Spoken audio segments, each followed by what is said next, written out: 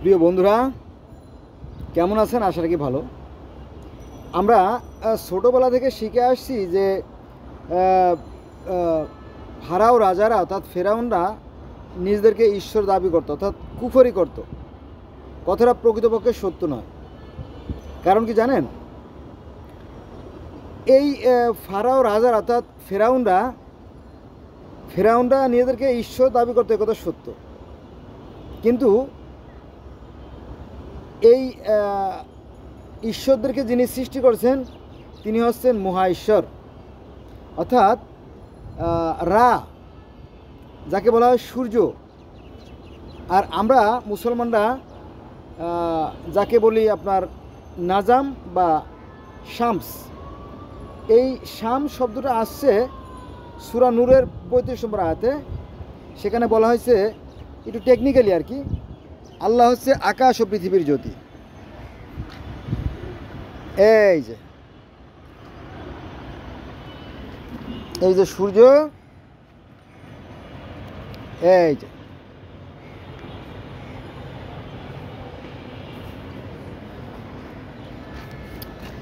Pharaoh রাজারা বিশ্বাস করত একজন অদৃশ্য এবং নিরাকার সৃষ্টিকর্তা নিঃসন্দেহে আছেন। এবং আপনারা যদি এটাকে যাচাই বাছাই করতে চান, তাহলে এই মিশরীয় পুরাণ যদি সার্চ দেন, দেখবেন যে একটা সূর্য, ঊর্ধ্ব আকাশ, এটা সূর্য জল জল করে জ্বলছে এবং তার রশ্মিগুলো চারিদিকে বিকিরিত হচ্ছে, মানে বিকিরণগুলো ছড়াই যাচ্ছে।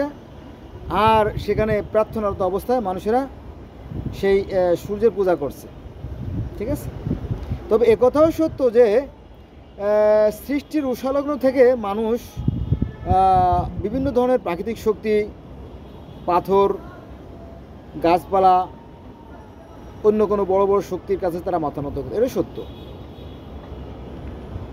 পরবর্তীতে সময়ের পরিবর্তনের সাথে তাদের এই বিশ্বাসের কিন্তু ধস নামছে, পরিবর্তন ঘটছে। প্রথমে তারা প্রকৃতির পূজা করত, তারপরে সেই প্রকৃতির পূজা বাদ দিয়ে তারা ঘরে ঘরে মূর্তি পূজা করত, পরে সেই ঘরে ঘরে মূর্তি পূজা বাদ দিয়ে তারা সূর্যের পূজা করতো। এইভাবে ফারাও রাজাদের মধ্যেই একটা পরিবর্তন আসা শুরু করছিল। তারা অর্থাৎ ফারাও রাজারা, ফেরাউনরা 3500 বছর ধরে একাধারে রাজত্ব করে। বিশাল ব্যাপার, তাই না? তো সেখানে 3500 বছর মানে কি চারটিখানি কথা না। তারা পৃথিবীর মধ্যে একটা প্রথম সভ্য জাত হিসেবে পরিচয় লাভ করছে এবং তারাই প্রথম জল ঘড়ি, বালু ঘড়ি, চাকার আবিষ্কার, লিকুর পদ্ধতির আবিষ্কার, হ্যাঁ, অনেক কিছু তারা আবিষ্কার করে। কারা? এই মিশরের ফারাও রাজারা। এলো মূল বিষয়। আর সেখানে যে অদৃশ্য যে সৃষ্টিকর্তারা, তার আবার আছে 4 জন জ্ঞানের দেবতা, হু, শেহা, শেহেম, হেহো, 4 জন জ্ঞানের দেবতা। তো এই 4 জন জ্ঞানের দেবতাকে সৃষ্টিকর্তা বললো যে তোমরা সৃষ্টি করো। তো তারা সৃষ্টিকার্য পরিচালনা করলো। তার ভিতরে দেবী অর্থাৎ ফেরেশতা, আমরা মুসলমানরা যারা ফেরেশতা মনে করি, ওদেরকে বলে দেবতা। দেবতা শ্বেত বললেন ঈশ্বর বললেন যে তুমি মাটি দিয়ে মানুষ তৈরি করো। তখন দেবী শ্বেত কী করলো? কুমারের কাতার মাটি দিয়ে প্রথম মানবী সু আর প্রথম মানবী তেপনাথকে সৃষ্টি করলেন। যেমন আমাদের ইসলাম ধর্মে সূরা আল বাকারার 30 থেকে 34 নম্বর আয়াতে বলা আছে মাটি দিয়ে মানুষ তৈরির কথা।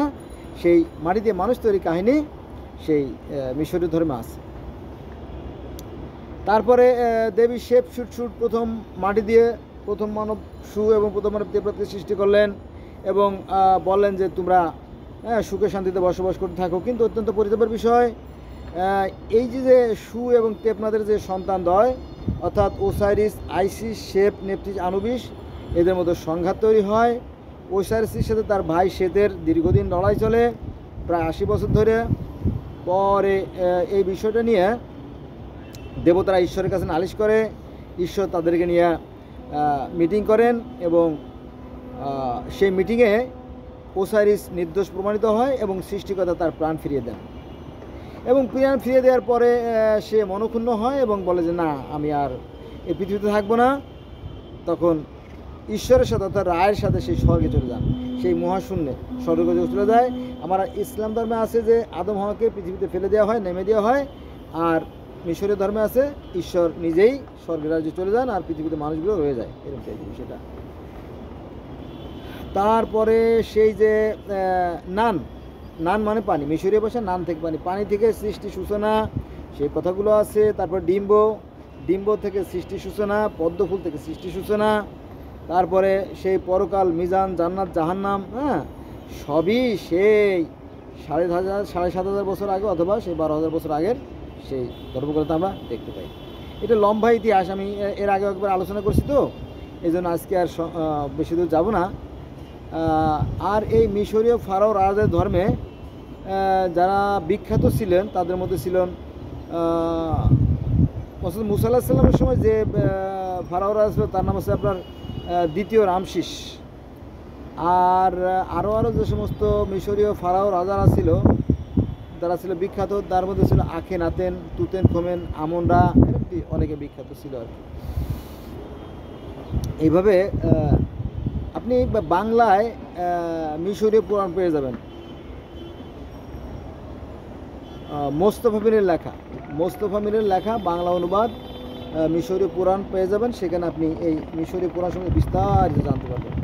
আজকে এই বন্ধু রইল, আল্লাহ হাফেজ, ভালো থাকবেন।